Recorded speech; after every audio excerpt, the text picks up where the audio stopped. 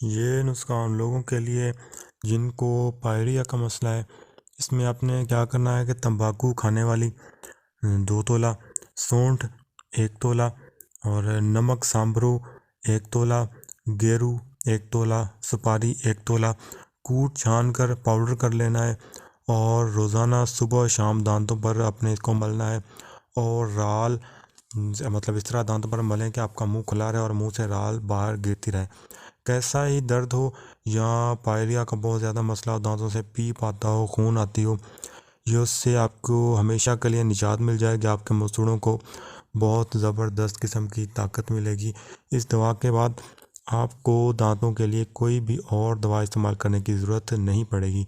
اس کے ساتھ ساتھ آپ اپنے معدے کے لیے بھی کوئی دوا استعمال کریں، کیونکہ پائریا کا اکثر مسئلہ معدے کی خرابی کی وجہ سے ہی شروع ہوتا ہے، کیونکہ اکثر معدے میں قبض ہوتی ہے جس کی وجہ سے منہ کی بیماریاں شروع ہوتی ہیں۔